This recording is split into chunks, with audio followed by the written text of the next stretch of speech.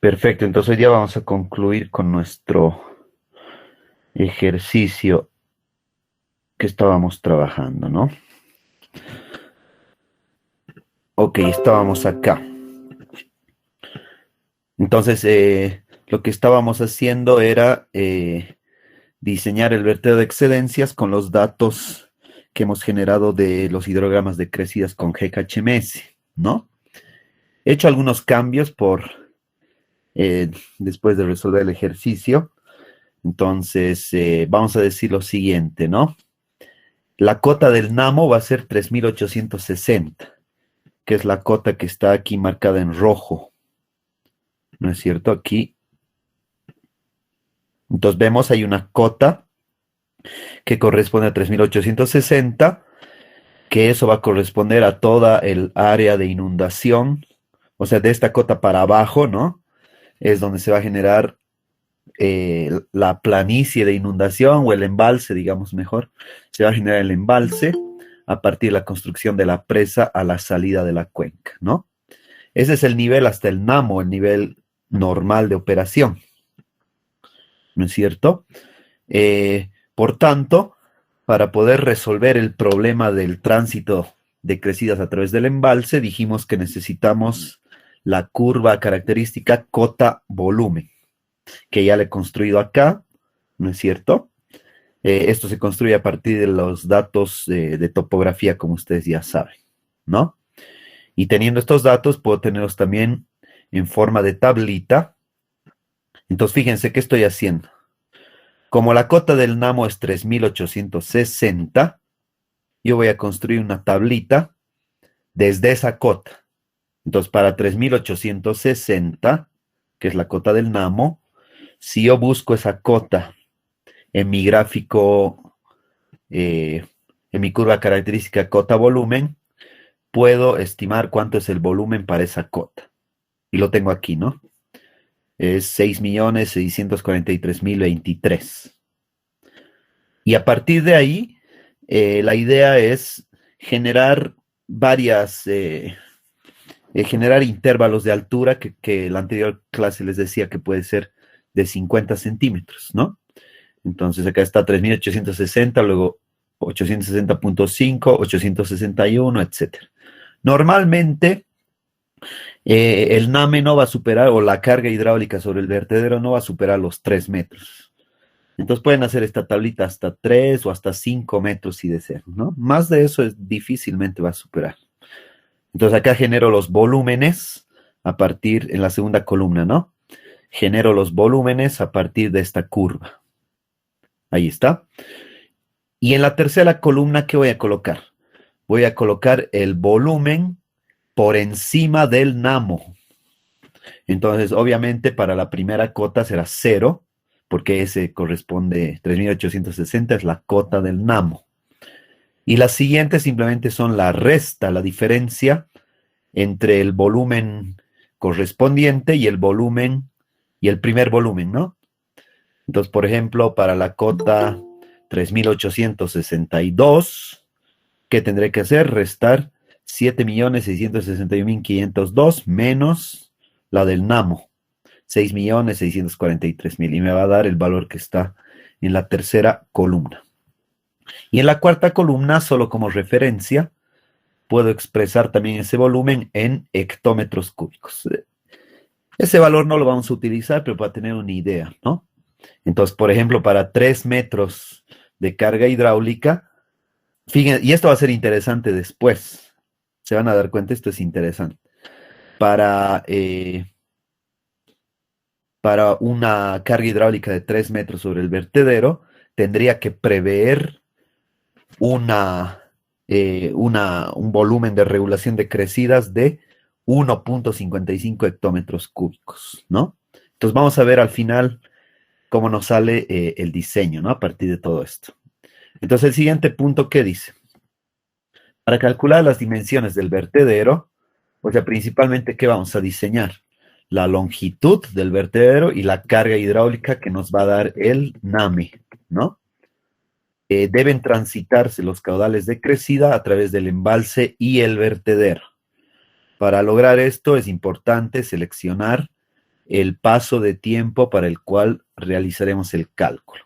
Entonces, en una anterior sesión, si yo abro el modelo GKHMS, que lo estábamos trabajando las anteriores clases, ¿no?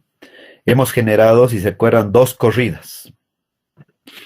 Una corrida que tenía, a ver, aquí voy a ver, tenía delta T 30 minutos, ¿no? Esta era la más detallada. Y hemos hecho una segunda corrida donde hemos agregado estos valores cada 3 horas, ¿no? Con el objetivo de obtener menos intervalos de tiempo, ¿no? Entonces voy a usar 3 horas. Entonces por eso dice, en este caso se utilizará delta T 3 horas. Y dice, para este intervalo se tienen los siguientes valores para el hidrograma de crecidas. Entonces esto lo podemos sacar del GKHMS, ¿no? Si yo abro el GKHMS, hago clic sobre el modelo de Cuenca y luego habilito la corrida correspondiente y acá selecciono este botoncito que tiene una tabla y un relojito, me sale la tabla de datos, ¿no? Donde para diferentes intervalos de tiempo yo tengo los caudales de crecidas, ¿no? Entonces eso es lo que voy a colocar acá, ¿no es cierto? A ver, me voy a hacer una tablita así rápido. Entonces aquí voy a colocar tiempo en horas y acá voy a colocar caudal en metros cúbicos sobre segundo. Acá tendré que ir en estos mismos intervalos de 0 hasta, bueno, ahorita voy a corregir, de 0 hasta, a ver, 3, 6, 9, 12, 15, 18, 21, 24, hasta 36 llegamos, ¿no? Ah, no, 24, 24 más 21, 45 más 12, hasta 45 más 12, hasta 60 horas casi llegamos, ¿no?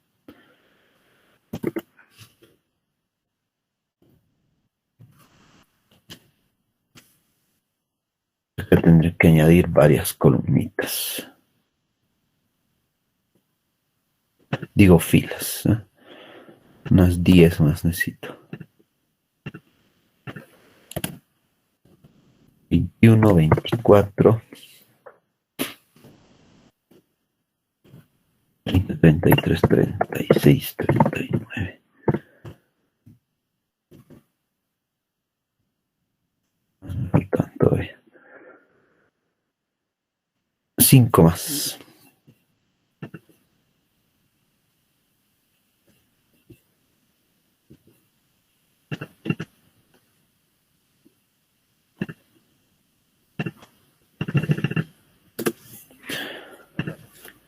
Treinta y cinco, 48, 51.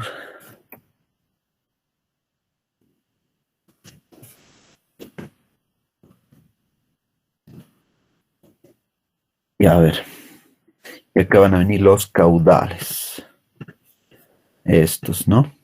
Que los puedo copiar y pegar. Listo. Ah, pucha. Copiar y a ver si me deja. No. Si no lo voy a pegar en. Primero lo voy a pegar en Excel. Ah, ya los tenía aquí, pucha, qué burro. Y entonces voy a usar estos mismos que tengo aquí. Son estos. Creo que aún así no me va a dejar, ¿no? En una sola. Ahí está. Ok, ahora sí. Y esto.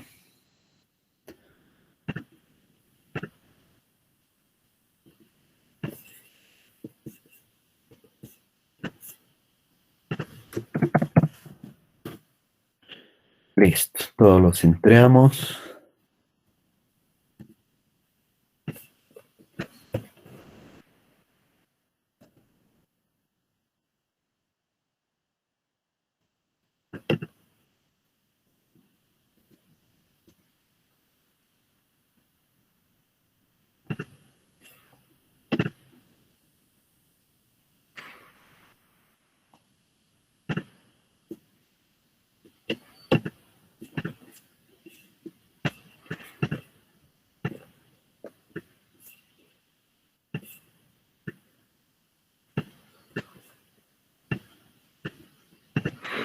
Ya, listo.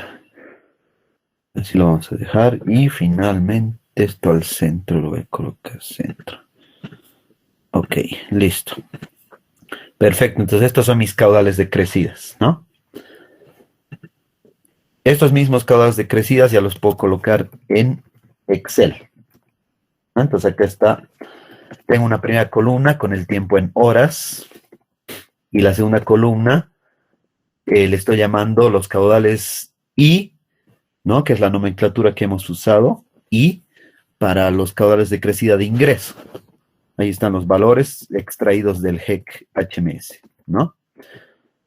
Pues finalmente aquí voy a colocar, para realizar el tránsito, se utilizan las ecuaciones siguientes, ¿no?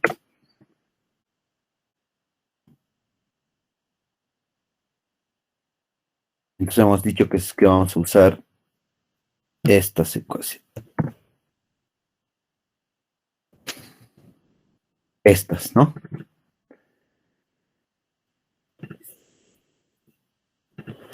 20, listo.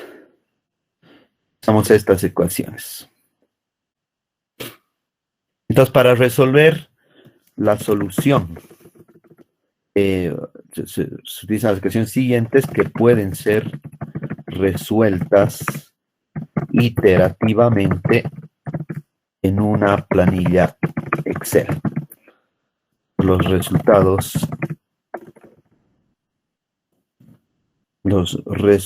se muestran en la siguiente tabla. Listo. Entonces eso ya lo voy a hacer directo en Excel, ¿no? Entonces tenemos lo siguiente. Colocamos en una primera columna los tiempos, dijimos. En la segunda columna con la nomenclatura I, porque son los caudales de crecida de ingreso al embalse, colocamos los caudales que ha generado el GEC HMS. Luego, en una tercera columna, fíjense, estoy colocando I sub 1 más I sub 2. ¿Qué significa eso en esta ecuación de acá? ¿Qué significa I sub 1 más I sub 2? ¿O qué significa el subíndice 1 y el subíndice 2? Significa el paso de tiempo anterior es el subíndice 1 y el paso de tiempo actual es el subíndice 2, ¿no? Entonces acá puedo colocar como nota, aquí nota, el subíndice 2 indica el intervalo de tiempo actual y el subíndice actual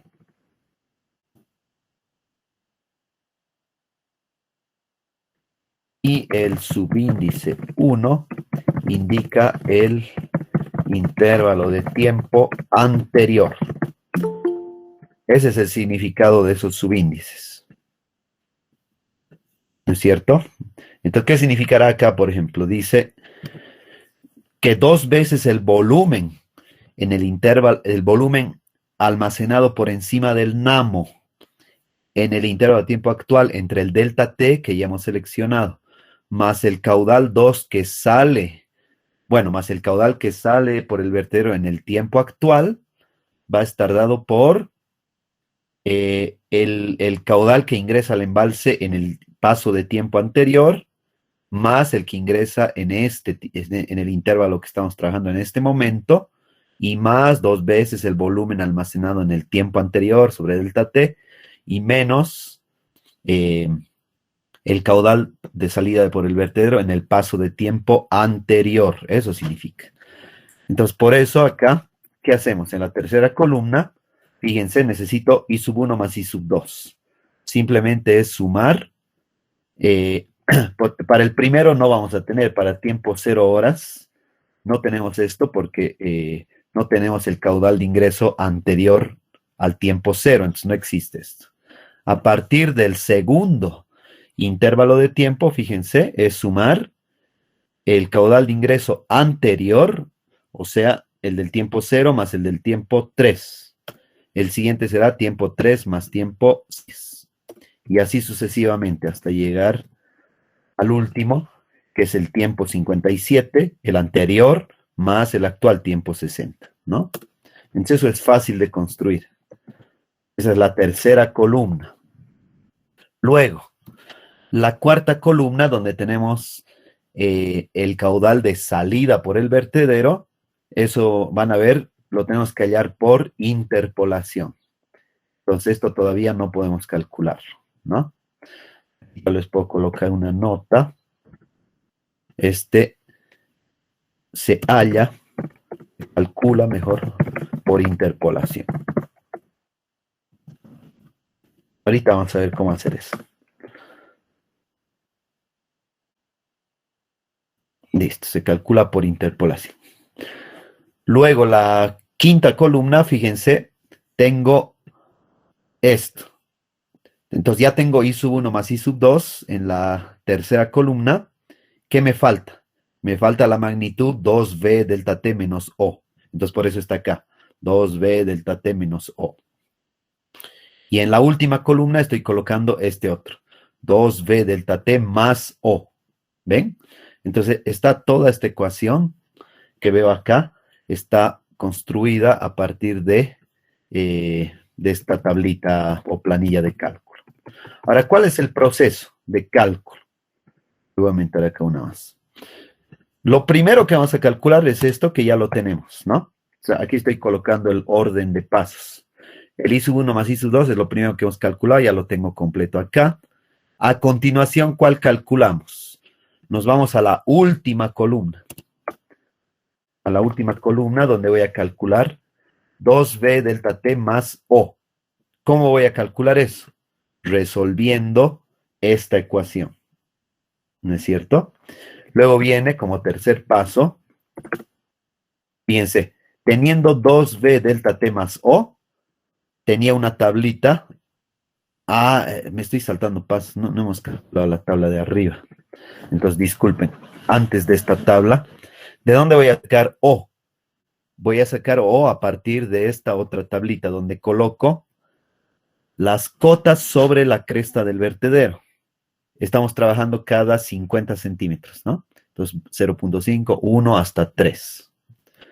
En la siguiente columna coloco los volúmenes por encima de la cota del namo, o sea, lo que teníamos acá.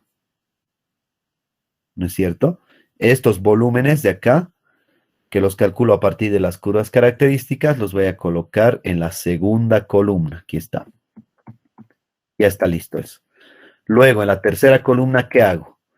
La tercera columna se calcula con la ecuación del vertedero. En este caso estamos trabajando con vertedero de descarga libre y además rectangular. Entonces la ecuación es esta, ¿no? 2/3 por el coeficiente de descarga, raíz de 2G por la longitud del vertedero y la carga hidráulica a la 3/4. Entonces esa ecuación ya está acá, ¿no es cierto?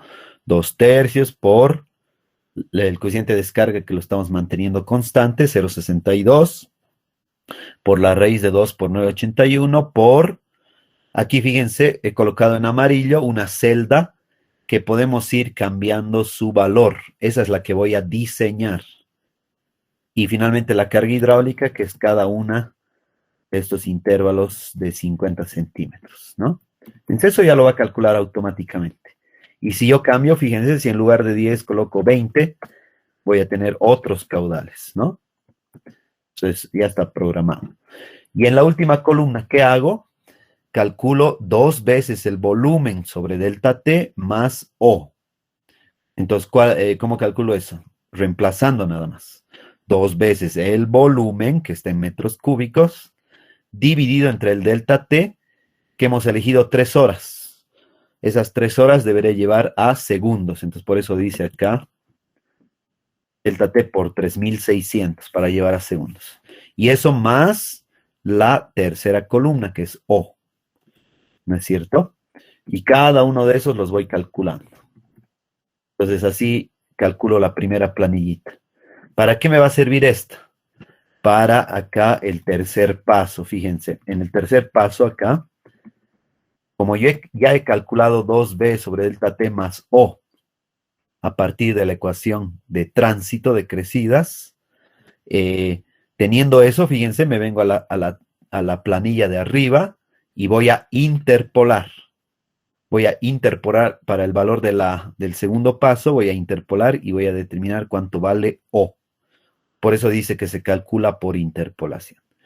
Y finalmente, para calcular 2b sobre delta t menos O, que este es el cuarto paso, utilizo la ecuacioncita que está acá abajo.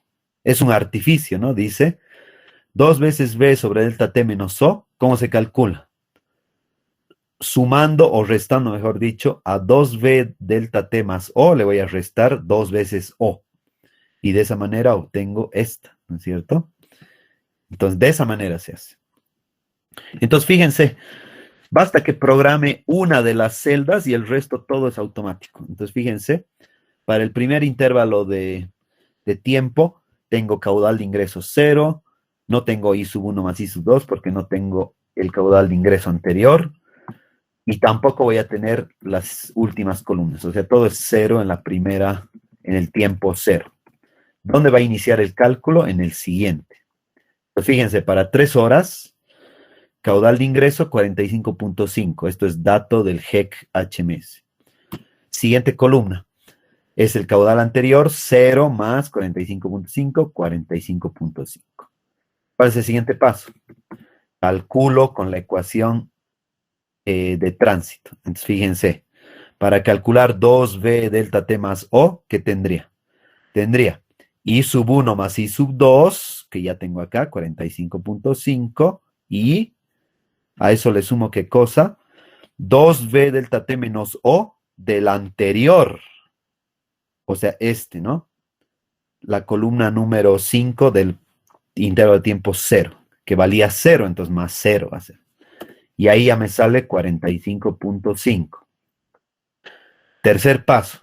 Para 45.5, en la tabla de arriba tengo que buscar 45.5, no lo tengo. Por lo tanto, voy a hacer una interpolación. Entonces hacemos una interpolación y me da caudal de salida 5.6.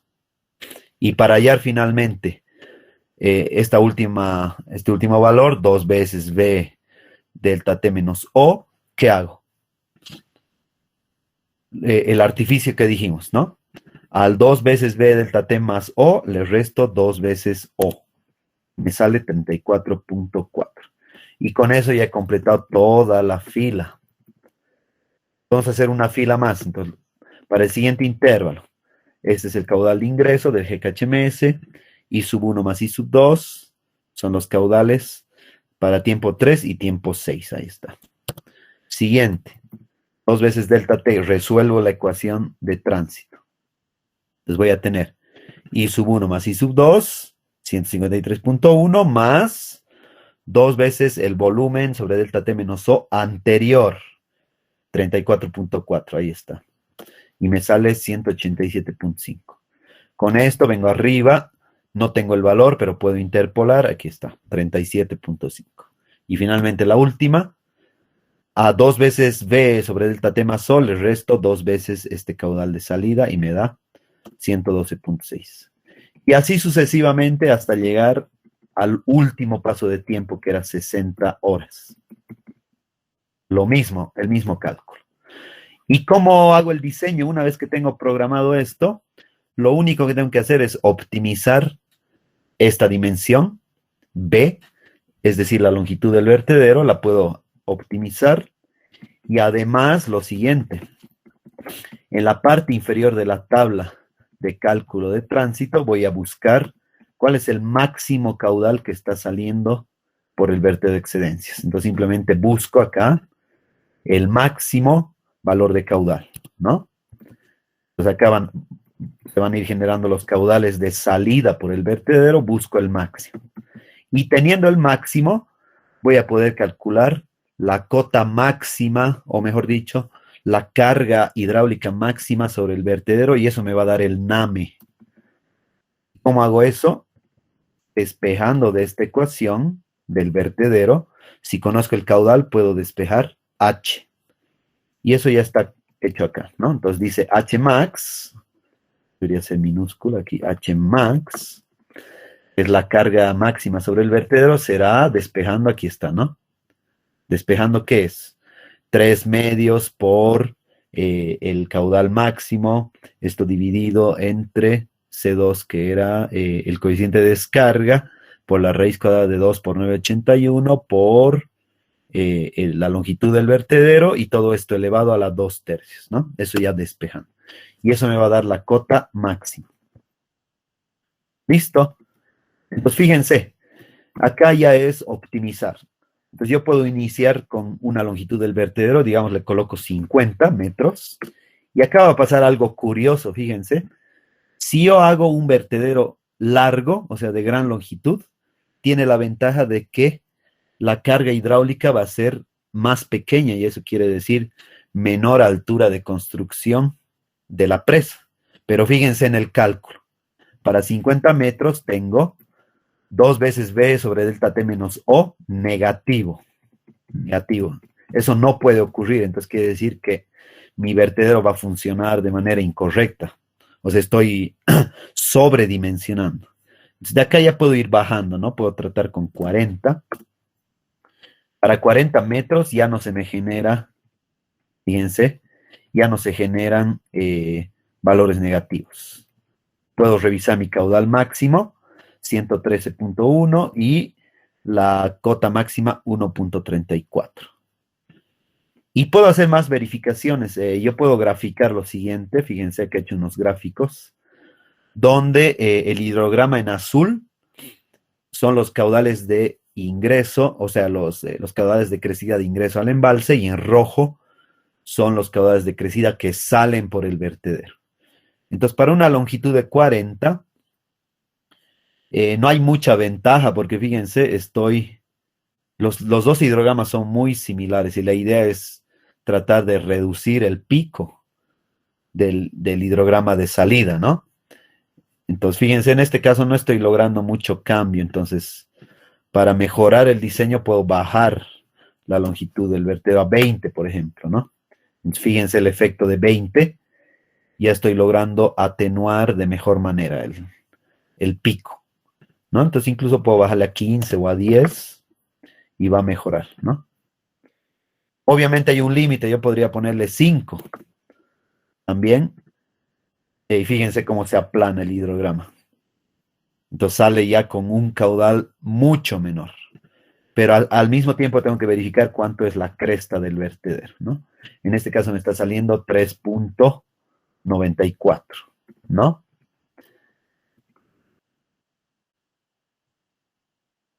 ¿Ya? Entonces así puedo ir jugando. Entonces, digamos, lo puedo mantener en 10, donde tengo ya un caudal bastante reducido. Estoy pasando de 100, ¿cuánto era inicialmente? El máximo era 111.2 y lo estoy logrando bajar a 91.2, ¿no? Son 20 metros cúbicos sobre segundo menos, y con una cota de 2.9, ¿no? Bueno, entonces al final, en conclusión, la decisión de cuánto va a valer la longitud del vertedero, y por tanto la carga hidráulica y el NAME, pasa por un análisis técnico económico, ¿no? O sea, hay que encontrar un balance entre cómo atenuamos este caudal de crecidas y el costo que va a tener la presa a través de esta altura de la cresta. Entonces hay que hacer un análisis técnico económico, ¿ya? Entonces acá termina el tránsito, acá termina el ejercicio también, ¿no? Entonces la idea acá ya es optimizar ese valor a partir de consideraciones técnicas y económicas, ¿no? Entonces lo voy a resumir eso como dice ahí en la tabla. Voy a asumir como valor final 10 metros, y eso lo voy a copiar acá, ¿no?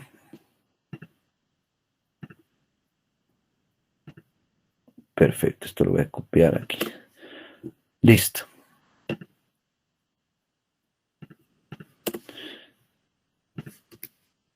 Ya está, entonces. Y acá voy a escribir simplemente ya lo último. Entonces acá decía, los resultados se muestran en la siguiente tabla, ¿no? Entonces, con la longitud de diseño del vertedero, que ese es el parámetro principal, como han visto, ¿no? La longitud de diseño del vertedero se estima por optimización, buscando el mejor compromiso entre las consideraciones técnicas y económicas. Esa es la manera de resolver la ecuación de tránsito, ¿no? Y económicas. ¿A qué se refieren las consideraciones técnicas?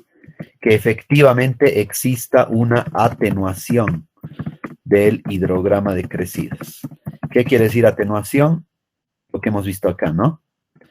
Que se logre bajar el pico del hidrograma de crecidas y además atrasar, que no sea tan temprano, sino que se produzca en un tiempo mayor. Eso significa atenuar, entonces atenuación del hidrograma de crecidas. ¿Y cuáles son las consideraciones económicas? Conseguir el mínima carga hidráulica, ¿no? ¿Y con qué objetivo? De que la altura de la presa no sea demasiado elevada, ¿no? Entonces, esa es la optimización que hay que hacer acá. ¿No es cierto? Listo. ¿Qué más?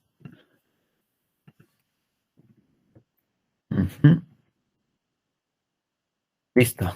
Eso es, ¿no? Entonces, aquí voy a colocar, en este caso, se determinó que B igual 10 metros. Se determinó que B igual a 10 metros es un valor adecuado, ¿no? Listo. Obviamente se puede mejorar porque yo no estoy haciendo el análisis económico en este momento, pero hay que hacerlo, ¿no? Para verificar que efectivamente es el mejor valor, ¿no? Listo, y ahí termina el ejercicio. Entonces, para ese valor, lo que nos interesa es esto, ¿no? Se determina es un valor adecuado. Para esta longitud se tiene una carga hidráulica de 2.92 metros. ¿Y esto qué significa? Que el NAME va a ser, ¿qué cosa? Va a ser la cota del NAMO más la carga hidráulica, ¿no? 3.860, esa va a ser la cota, ¿no? 3.860 más 2.92, que va a ser 3.862.92 metros sobre el nivel del mar, ¿no? Se tiene una carga hidráulica, ahí ya tenemos el NAME, y finalmente con eso nos faltaría y el volumen de regulación. Perdón. Y el volumen de regulación de crecida será, dos puntos. Esto lo obtenemos a partir de ¿qué? De las curvas características, ¿no? De crecida será, ¿dónde tengo una A? Aquí está. Será, eso lo sacamos con las curvas características, ¿no? Entonces, para 2.92 seguramente tendré que interpolar en mis curvas características. Aquí está. Entonces, para 3.000, no, ¿cómo que estoy haciendo aquí? 3.800, aquí tengo que interpolar, ¿no?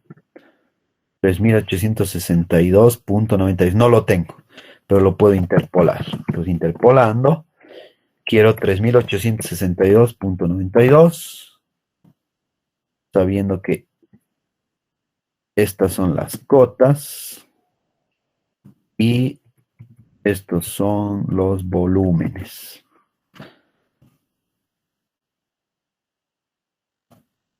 Y esto le debo restar a la del amo, ¿no? Ahí está. Eso es. Y esto incluso lo puedo dividir entre 1.000.000 y ahí tengo en hectómetros cúbicos 1.5, ¿no? Será de 1.5 hectómetros cúbicos. Listo. Entonces ya tengo todos los datos y con esto ya habría terminado. Suponiendo que ya he calculado el volumen muerto, el volumen útil, este es el volumen de regulación de crecidas, solo me faltaría calcular el bordo libre y ya tengo la altura total de la presa. Listo, eso es todo, ¿no? Pues ya tienen ustedes todas las herramientas con las diapositivas que les he pasado, más estos ejercicios que hemos resuelto, ya pueden calcular la altura de la presa prácticamente, ¿no? Ya está todo listo, ¿no es cierto? Listo. Perfecto, entonces con esto hemos terminado el ejercicio, hemos terminado estos diseños del vertedero, ¿no? A ver, no sé si hay alguna consulta. Les voy a pasar, por supuesto, este documento, ¿no? Como hemos hecho con el anterior ejercicio. Entonces con esto ustedes pueden verificar, ¿no es cierto? ¿Ya hay alguna consultita? Hable ahora o calle para siempre, ¿no? Inge. Sí, adelante. ¿Quién habla? Carlos. Sí, Inge. Esto sustituiría lo que hemos calculado en el volumen de crecidas, ¿no? Exactamente. Exacto. ¿Y por qué? Por esto que estamos viendo acá.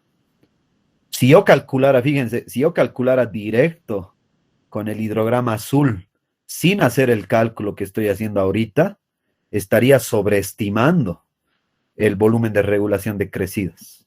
En cambio, nosotros sabemos que por efecto del embalse y del vertedero, ¿no es cierto? Se genera un nuevo hidrograma de salida que es el rojo, y con ese hidrograma de salida tengo que diseñar el volumen de regulación de crecidas. Entonces, un error bien típico que yo he visto en varios proyectos que se presentan en la vida real, muchas veces trabajan en proyectos de presas ingenieros que no son hidráulicos, entonces obviamente directamente usan el GKHMS, calculan el azul y con eso hacen el volumen de regulación de crecimiento. Y eso es un mal análisis porque estamos sobreestimando la altura total de la presa y es más costo. Es incorrecto hacer eso. Lo correcto es diseñar, como hemos visto, con la ecuación de tránsito de crecidas, diseñamos dos cosas a la vez. Diseñamos la dimensión del vertedero y diseñamos la altura correspondiente al NAME, que la correcta es trabajar con el hidrograma rojo a la salida del vertedero. Esa es la manera correcta de hacer este diseño. Entonces, por eso nos hemos tomado un tiempito adicional para resolver con mucho detalle este ejercicio, ¿no? Justamente para no cometer ese error. Así es, Carlos. Entonces, la altura que hemos sacado en el volumen de crecida sería menor al de este. Digo, Sería este último que hemos sacado, ¿no? 2.92. ese sería menor al que hemos sacado antes. Correcto, sí, sería menor, exactamente. Ah, ya. Eso es lo que buscamos, ¿no? Cuando hacemos esta estimación del nuevo hidrograma. Entonces buscamos que esta carga sea menor, por eso estamos diciendo en este documento, con el objetivo, ¿cuál objetivo? De optimizar para garantizar las mejores condiciones económicas, ¿no? Menor carga hidráulica. Porque de otra manera no haríamos esto y simplemente nos vamos por... se puede decir por el lado de la seguridad, sí, pero es antieconómico porque estamos sobreestimando la altura de la presa. Entonces es mejor hacer el cálculo completo que incluye tanto consideraciones técnicas como económicas, ¿no es cierto? Ese es el objetivo. ¿Alguna otra consulta?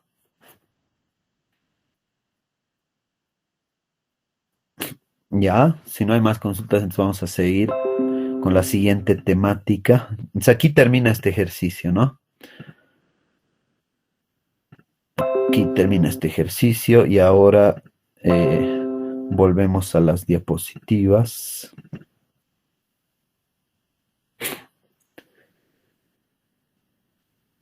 Ya, entonces ahora nos toca el siguiente diseño. Esto ya lo hemos hecho. Aquí está.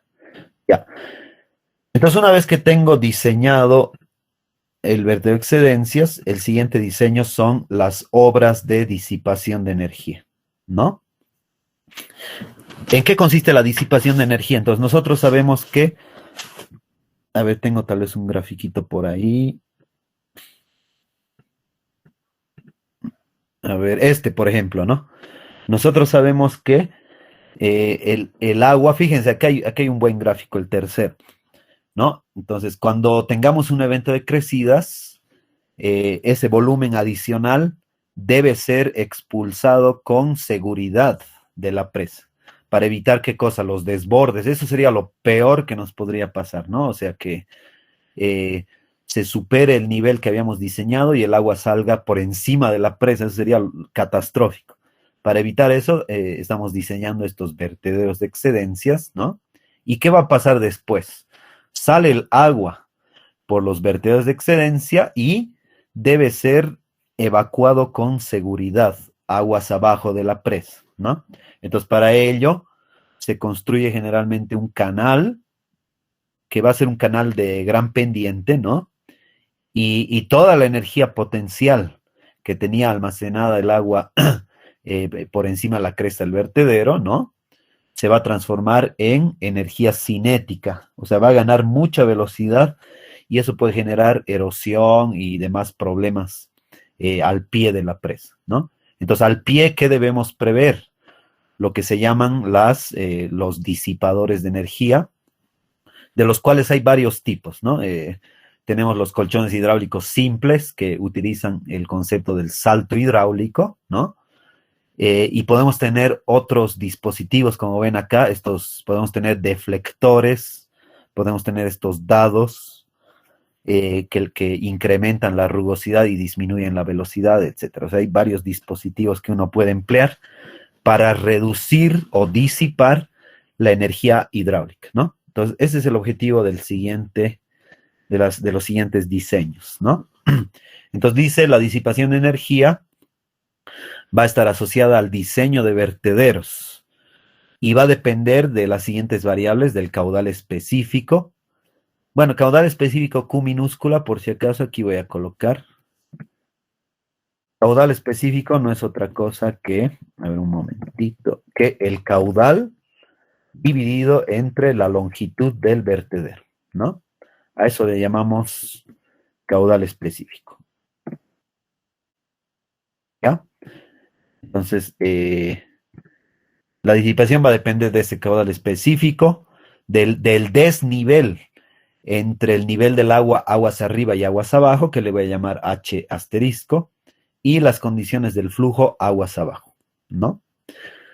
Luego, la disipación de energía va a ocurrir en varias etapas, o sea, se puede producir disipación de diversas formas, ¿no? Entonces, eso es lo que muestra acá, dice.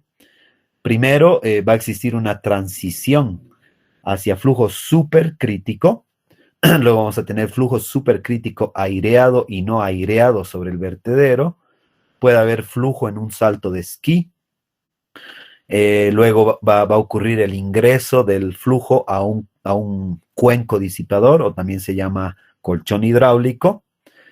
¿Qué va a ocurrir en el colchón hidráulico? Que ahí vamos a tener una transición de flujo supercrítico a flujo subcrítico. Y ustedes saben esto de hidráulica 2, ¿no? Cuando paso de flujo supercrítico a subcrítico, se produce una transición muy turbulenta y la consiguiente formación del salto hidráulico, ¿no? Y saliendo o sea, aguas abajo del salto hidráulico, se puede todavía producir macroturbulencias, ¿no? Que también puede generar pérdidas de energía adicionales, ¿no? Entonces, ¿a qué me refiero con esto? Acá está un esquemita que muestra estos procesos justamente, ¿no? Entonces tengo acá, como ven, tengo el cuerpo de la presa. A la salida del vertedero se produce una carga hidráulica H. hay un desnivel entre el NAME y el flujo aguas abajo, que le estoy llamando H asterisco, y por el vertedero sale un caudal específico Q minúsculo. Entonces acá se producen 5 procesos, como ven. Un primer proceso, que son las pérdidas de energía, por lo que veíamos acá al inicio, ¿no? Son pérdidas de energía, aquí está, por la transición hacia flujo supercrítico y los flujos aireados y no aireados. O sea, el aire también ejerce acá un efecto, porque al salir del vertedero el agua va a ingresar aire al flujo, ¿no? Y también hay una fricción entre la lámina de agua y la superficie acá de la rápida. Todo eso genera pérdidas en el tramo 1. Luego, en muchas presas se coloca fíjense, a la salida del cuerpo de la presa se puede colocar una rampa para generar salto de esquí. Es lo que veíamos en la presa Itaipú, no sé si, aquí era, ¿no? Acá está el ejemplo, fíjense. A la salida de la presa se puede generar esta especie de rampa que genera salto de esquí. Con el objetivo de perder energía adicional en el salto mismo y en el impacto que va a tener el agua cuando, después de describir este movimiento, ¿no? Impacte con el flujo aguas abajo, ¿no? Ese es un proceso adicional que se puede generar. Tenemos el paso 3, que es el impacto generado por el salto de esquí. Esto es opcional, no en todas las presas se coloca salto de esquí. Eso se hace cuando se quiere perder energía adicional, cuando se tiene caudales muy altos, ¿no? O sea, en grandes presas. En presas pequeñas o medianas no es necesario generar el salto de esquí. Lo que sí es casi obligatorio es el cuarto proceso, donde diseñamos esta estructura que ustedes ven acá. Es una especie de piscina, ¿no? Un pozo, donde vamos a generar el salto hidráulico, ¿no? Y a la salida del salto hidráulico, no es que el agua va a salir con flujo subcrítico y ya, digamos, como aguas tranquilas. Todavía va a haber rastros de macro turbulencias, donde todavía se puede perder algo más de energía, ¿no? Entonces la idea es tratar de diseñar el cuenco disipador considerando varios de estos procesos. Entonces eso es lo que vamos a ir viendo a continuación, ¿no? Entonces iniciamos por la disipación de energía que se produce en vertederos y rápidas, voy a colocar, ¿no? En vertederos y rápidas. ¿Ya? Entonces acá dice, ¿cómo vamos a calcular esa primera pérdida? Dice, la pérdida de carga en la superficie del vertedero se calcula con esta ecuación. Como ven, E sub 1, que es la pérdida de energía sobre la superficie del vertedero, va a estar dado por esta letra griega que creo que se llama esta eta, zeta, no sé, siempre me olvido, acá la tengo. No, xi, ¿no? Esa es la letra griega. Entonces la letra griega xi, que representa al coeficiente de pérdida de carga, multiplicada por el coeficiente alfa, que es el coeficiente de Coriolis, y eso multiplicado por la velocidad del flujo a la salida del vertedero elevado al cuadrado sobre 2 veces g. Esta es la ecuación que describe la pérdida de carga, digamos, neta sobre la superficie del vertedero, ¿no? Ahora, ¿cómo se calcula este coeficiente psi? A partir de esta ecuación que relaciona al coeficiente psi con el coeficiente de velocidad, este es phi, ¿no? Si no estoy mal, este es phi, sí, correcto. Entonces, 1 sobre phi al cuadrado, donde phi es el coeficiente de velocidad, equivale a 1 más psi. Entonces, de aquí podemos sacar ese coeficiente. ¿Y cómo se calcula el coeficiente phi? Haciendo el siguiente cálculo. Si yo quiero determinar la proporción de energía que se pierde sobre la superficie del vertedero respecto a la energía potencial total que tenemos aguas arriba, ¿cómo puedo hacer eso? Entonces la pérdida sabemos que está dado por esta ecuación, ¿no? Psi por la velocidad al cuadrado sobre 2g, y la energía total, ¿qué va a ser? Va a ser la energía específica debida solamente a la velocidad y más la energía que se produce por las pérdidas de carga, ¿no? Y haciendo algunos artificios matemáticos, acá resolviendo me va a salir que la energía relativa o la proporción de energía que se pierde en el primer proceso va a ser psi sobre 1 más psi. Y si esto digamos, reemplazando psi, etcétera, con respecto a phi, me va a salir que es 1 menos phi al cuadrado. Entonces, en otras palabras, ¿cuál es el proceso de cálculo aquí? Primero debo calcular la proporción, esta proporción relativa, ¿no? De la pérdida de energía 1 dividido entre la energía total. Eso es lo primero que hago. Teniendo esa proporción, voy a poder calcular 1 menos phi. Y teniendo phi, puedo calcular psi, ¿no? Esa es una forma. Ahora, también existen ecuaciones empíricas, como la que vamos a ver a continuación. Entonces, se han hecho también análisis en campo y en laboratorio a través de modelos físicos. Por ejemplo, acá hay una ecuación empírica de Novak y Kabelka. Entonces, Novak y Kabelka dicen lo siguiente, dicen si la relación entre la altura de la presa respecto a la carga hidráulica sobre el vertedero es menor a 30, entonces acá dice, fíjense, S menos S' sobre H. ¿Qué viene a ser S menos S'? Si se dan cuenta, es la altura de la presa hasta el salto de esquí. Entonces, si tengo una presa con salto de esquí, debo restar la altura total de la presa menos la cota hasta el salto de esquí. Si no tuviera salto de esquí, obviamente S' vale 0, ¿no? Y simplemente trabajo con la altura total de la presa, ¿no? Y eso dividido entre el valor H, ¿no? Que es, viene a ser, aquí debería ser en realidad H asterisco. H asterisco es el desnivel entre la cota del agua sobre el vertedero y aguas abajo, ¿no? Entonces, esto en realidad debería decir asterisco. H asterisco, ¿no? Pues la carga hidráulica. No, es la carga hidráulica, sí, disculpen. Está bien esto. Está bien. Estoy manteniendo la misma nomenclatura de acá. Sí, acá trabajamos con la carga hidráulica, por favor, disculpen la confusión, ¿no? Entonces, esta H es la carga hidráulica, o sea, manteniendo la misma nomenclatura de esta figura.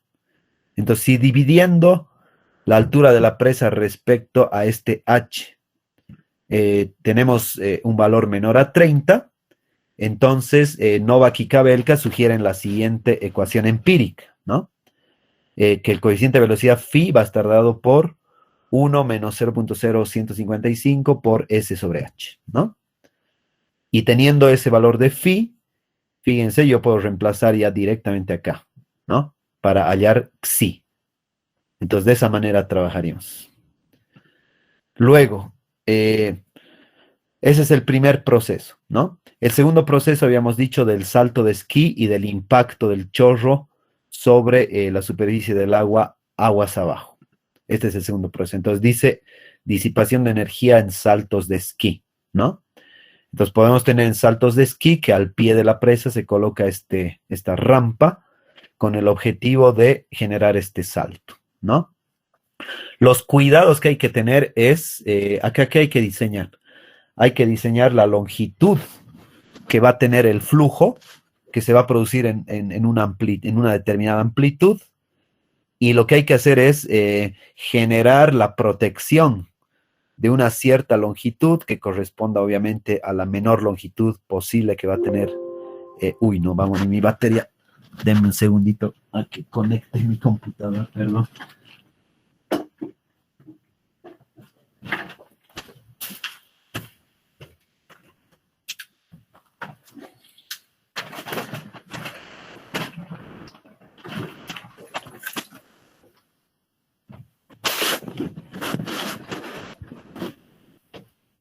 A ver, ahora sí.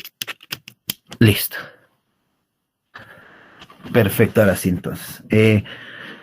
Entonces, en este caso debo prever la generación de un revestimiento, ¿no? Acá, que puede ser de enrocado, escollera, para evitar la erosión, ¿no?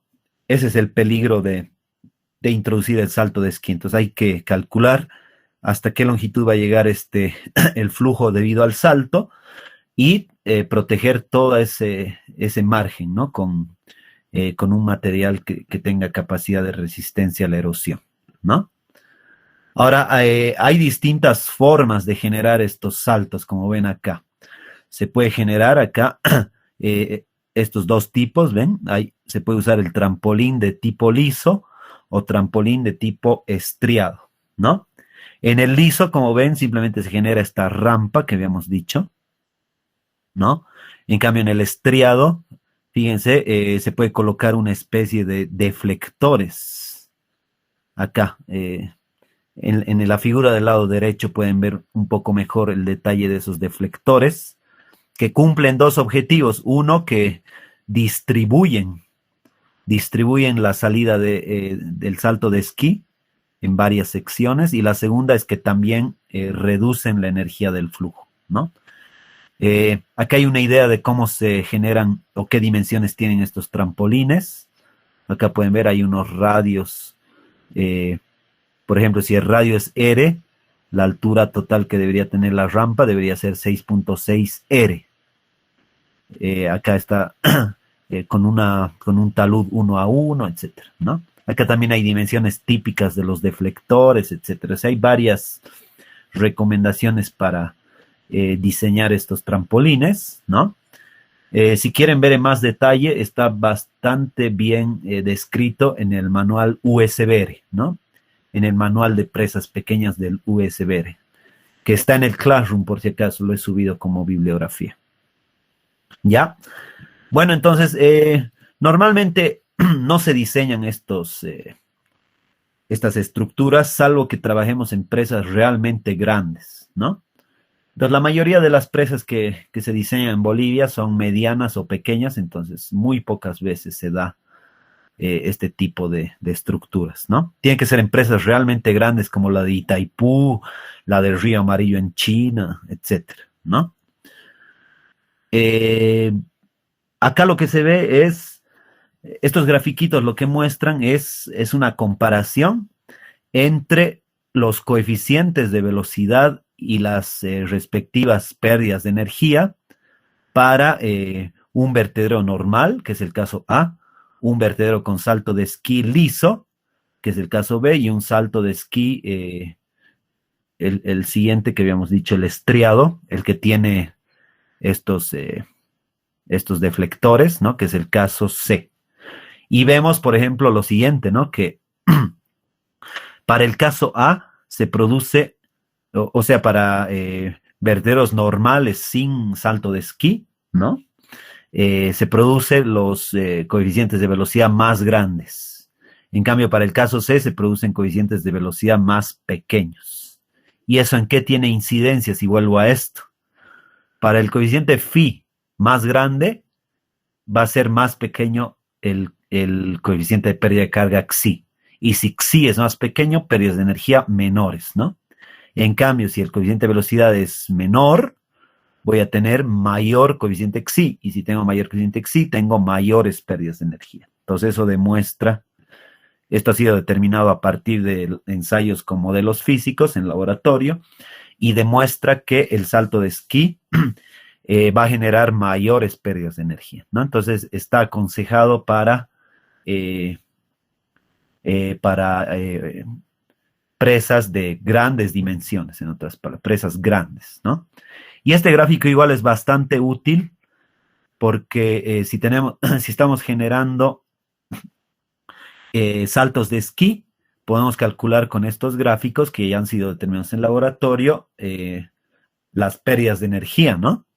Entonces simplemente en el eje X se reemplaza el caudal específico, se selecciona el caso en el que estemos, A, B o C, o sea, vertederos normales, ¿no? Con salto de esquí o con deflectores, ¿no? Y ahí nos va a dar el coeficiente de velocidad. Y eso luego lo reemplazo en las ecuaciones anteriores que hemos visto, ¿no? Entonces, de esa manera se trabajaría en esos casos. ¿Ya? Listo. El siguiente proceso de disipación dijimos que es el cuenco disipador. Y este es el más importante, el cuenco disipador, o también se lo llama colchón hidráulico. Y de estos hay varios tipos. No los vamos a ver todos porque eso se ve en la materia de temas especiales de hidráulica. Ahí ustedes van a aprender no solo los disipadores de energía estándar, que ese sí lo vamos a ver, sino hay otros disipadores de energía del USB-R que ya incluye deflectores, pantallas, lentellones, etcétera, ¿no? En este caso solo vamos a ver el más clásico, pero que también se adapta a un gran rango de situaciones, que son los cuencos disipadores con salto hidráulico. Estos son los más comunes, ¿no? Los que entren a la mención, ahí verán en la materia respectiva otros tipos de estructuras de disipación. Entonces, solo vamos a ver este, ¿no? Entonces, dice, las estructuras de disipación de energía más frecuentes son los cuencos disipadores, voy a colocar nomás acá, o colchones hidráulicos, también se les llama. Cuenco disipador, es el cuenco disipador o colchón hidráulico, ¿no? Se utiliza como principio de disipación de energía el salto hidráulico, ¿no? Y en la parte inferior hay un ejemplo, un esquema de cómo es un cuenco disipador. Entonces, un cuenco disipador, fíjense, aguas abajo de la rápida, donde voy a tener flujo súper crítico, ¿no? La idea es generar, a ver, ¿cómo voy a tener? Aguas abajo de la presa, el flujo va a ingresar a este cuenco disipador con flujo supercrítico. La idea es que nosotros queremos que el agua salga de este cuenco con un flujo subcrítico que va a estar dado por las condiciones del río aguas abajo, ¿no? Entonces, este cuenco disipador debe tener cierta longitud que me garantice que se va a formar el salto hidráulico completo, ¿no es cierto? Y además debemos verificar que el salto hidráulico se produzca sumergido en esta longitud. Porque si ustedes recuerdan de hidráulica 2, hay casos en los que el salto hidráulico se desplaza aguas abajo o aguas arriba. Eso no es muy favorable, ¿no? La idea es que se produzca dentro de esta longitud L, ¿no? Entonces vamos a diseñar esa longitud de tal manera que se produzca dentro del cuenco. Para ello deben calcularse los tirantes conjugados, y es sub 1 en flujo supercrítico y es sub 2 en flujo subcrítico. Y también podemos diseñar la altura que debe tener esta transición a la salida del cuenco disipador, ¿no? Y finalmente, como voy a tener rastros de macroturbulencias, esas macroturbulencias podrían generar erosión aguas abajo. Entonces también debemos calcular la profundidad de erosión generada por las macroturbulencias. Entonces todo eso se hace acá, ¿no? En esta etapa. Entonces simplemente para recordar, aquí están las ecuaciones. La primera ecuación es la ecuación de la energía específica, con la que calculamos el tirante conjugado 1, y conocido el tirante conjugado 1, podemos calcular el tirante conjugado 2 con la ecuación de saltos hidráulicos en canales prismáticos rectangulares, ¿no? Pues ahí está, esa ecuación que ya la conoce. Conocido el tirante conjugado 2, nosotros vamos a calcular esta altura que dice Y'. Y' es la alturita que debe tener esta transición, esta gradita, ¿no? Entonces, Y' se calcula ¿cómo? Restando el tirante Y2' menos el tirante normal aguas abajo, ya en el río, ¿no? ¿Y cómo se calcula el tirante Y2'? Multiplicando el tirante conjugado 2 por un coeficiente experimental que se llama sigma prima. Y a partir de ensayos que se han hecho en modelos físicos en laboratorio, se sabe que el sigma prima puede variar entre 1.1 hasta 1.25, ¿no? Teniendo ese tirante, simplemente nos faltaría diseñar la longitud del cuenco, que va a ser equivalente a la longitud del salto hidráulico, que puede ser calculada con... Hay bastantes expresiones para calcular la longitud del salto hidráulico. La que yo recomiendo es esta, que ha sido también propuesta por Novak y Kabelka, que dice que podemos calcular la longitud del cuenco disipador multiplicando un coeficiente K por la resta de los tirantes conjugados, ¿no? Y2 menos Y1. Y el K varía entre 4.5 hasta 5.5. Acá hay una idea de, según Novak y Kabelka, K es 4.5 cuando el número de Fruit 1 es mayor a 10. Y es 5.5 cuando el número de Fruit es menor a 3. Si está en un valor intermedio entre esos dos, se puede interpolar, ¿no? Etcétera. Y bueno, ¿qué provisiones más hay que hacer? Como les decía, debemos garantizar que el salto hidráulico ocurra en esa sección donde está el colchón y no se mueva hacia aguas abajo. Entonces, para hacer eso, se debe verificar la condición siguiente, ¿no? Que el tirante conjugado 2 debe ser mayor al tirante normal y sub 0, ¿no? En esos casos está demostrado que se requiere un colchón hidráulico. Para los demás casos no se requiere un colchón, pero sí se puede requerir revestimiento, del revestimiento de la superficie donde se va a generar el salto hidráulico. Entonces, normalmente nosotros verificamos eso. Y no se hace solo para una condición, si ustedes ven, y si ustedes recuerdan en el ejercicio, hay un caudal máximo que sale por el vertedero, pero no es el único caudal. Hay varios caudales que se producen en diversos periodos de tiempo. Entonces, por eso acá en las recomendaciones dice, hay que verificar estos tirantes para varios valores de caudal específico. Eso pasa porque el vertedero va a funcionar bajo distintas condiciones de flujo. Ustedes han visto en el ejercicio, hemos calculado para 60 horas. Cada 3 horas se producen distintos valores de caudales de salida por el vertedero. Entonces, para cada uno de esos hay que hacer estas verificaciones, ¿no? Entonces, acá dice, al aplicar las ecuaciones anteriores, se inicia con un caudal Q. Normalmente vamos a iniciar con el caudal máximo, pero hay que verificar con todos los caudales. Y el tirante normal aguas abajo, que se lo calculamos con la suposición de flujo uniforme.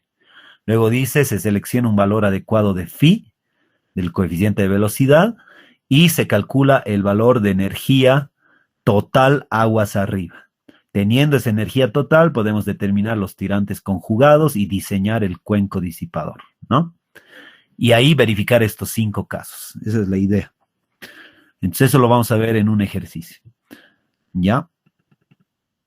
Listo. Entonces, las pérdidas de energía en la cuarta y quinta fase, quiere decir en el salto hidráulico propiamente dicho, se puede calcular, y bueno, y en la fase de macroturbulencia se puede calcular con esa ecuación clásica de la hidráulica, y sub 2 menos y sub 1 al cubo sobre 4 veces y sub 1 por y sub 2, que la han debido ver en hidráulica 2, ¿no?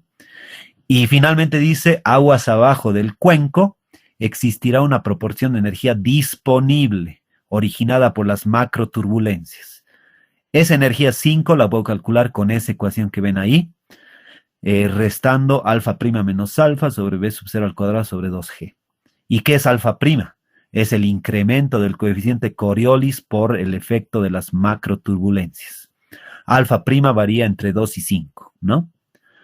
Para esos números de Fruit, entre 3 y 10. Entonces, de esa manera se va calculando hidráulicamente, ¿no? Y finalmente, dijimos que aguas abajo, al pie, o sea, a la salida del cuenco disipador, podrían producirse socavaciones. Entonces, también debemos calcular la socavación. Hay algunas ecuaciones empíricas. El problema que se tiene es que estas ecuaciones empíricas han sido desarrolladas, como han sido desarrolladas a partir de modelos físicos, están dadas para casos muy particulares, ¿no? O sea, acá les muestro un ejemplo, la ecuación de Jagger, por ejemplo, que dice que la profundidad de socavación está dada por 0,55 multiplicado por 6 veces la altura de la presa elevada a 0,25, caudal específico a la 0,5, y E sub 0, que es el tirante normal, entre el diámetro característico 90, obtenido a partir de granulometría, a la 1/3 menos Y sub 0, ¿no? Nos da el valor de la socavación. El problema es que esta ecuación ha sido determinada en modelos físicos para presas de hasta 10 metros. Entonces, si yo tuviera una presa que tiene una altura de 40 metros, obviamente esta ecuación ya no tiene tanta validez. Es más, en la última oración, fíjense, dice, la ecuación indica que el cuenco disipador reduce la erosión. Esta ecuación puede llegar a sobreestimar la erosión hasta en un 30% o hasta bastante, ¿no? Cuando se supera ese límite que dice de los 10 metros.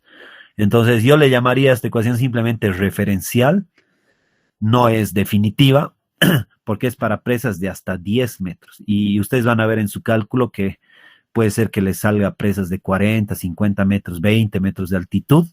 Entonces esta ecuación va perdiendo precisión conforme la presa se hace más alta. Ese es el problema que tenemos con esta ecuación, ¿no?